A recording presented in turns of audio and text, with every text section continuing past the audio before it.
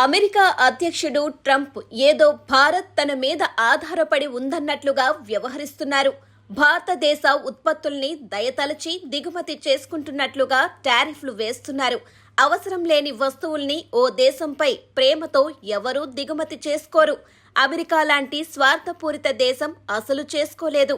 భారత్ నుంచి దిగుమతి చేసుకునే ప్రతి వస్తువు అక్కడి ప్రజల అవసరాల్ని తీరుస్తుంది. అంతేకాని భారత్ను బతికించడానికి దిగుమతి చేసుకోవడం లేదు. ఈ విషయం ట్రంప్ అర్థం చేసుకోలేకపోతున్నారు.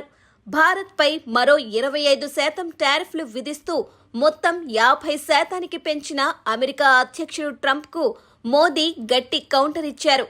దేశం కోసం తగ్గేదేలే అంటూ అగ్రరాజ్య బెదిరింపులకు భయపడేది లేదంటూ పరోక్షంగా సవాల్ చేశారు.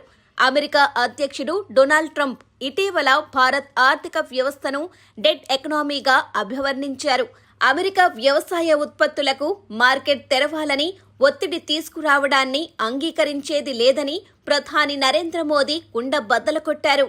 ట్రంప్ వ్యాఖ్యలకు నేరుగా పేరు చెప్పకుండా పరోక్షంగా భారత్ తన రైతుల ప్రయోజనాల పట్ల ఎంత దృఢంగా ఉందో స్పష్టం చేశారు. ప్రముఖ వ్యవసాయ శాస్త్రవేత్త ఎంఎస్ స్వామినాథన్ జయంతి సందర్భంగా ప్రధాని మోదీ ఢిల్లీలో ప్రసంగిస్తూ కీలక వ్యాఖ్యలు చేశారు. రైతులు, మత్స్యకారులు, పశు పోషకుల విషయంలో మేం రాజీపడం. దీనికి నేను వ్యక్తిగతంగా మూల్యం చెల్లించాల్సి వచ్చినా అందుకు నేను సిద్ధమే అని స్పష్టంగా ప్రకటించారు.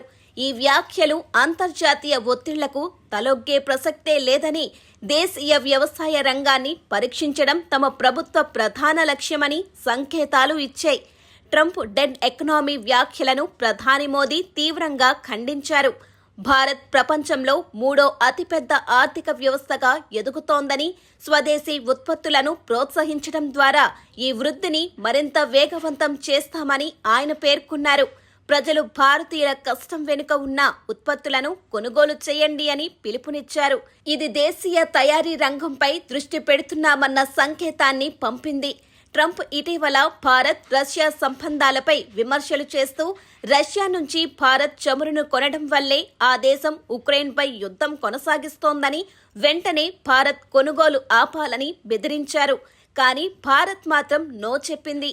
ఇక భారత్, రష్యా ఇరు దేశాల ఆర్థిక వ్యవస్థలు డెడ్ ఎకనామీలంటూ కామెంట్ చేశారు.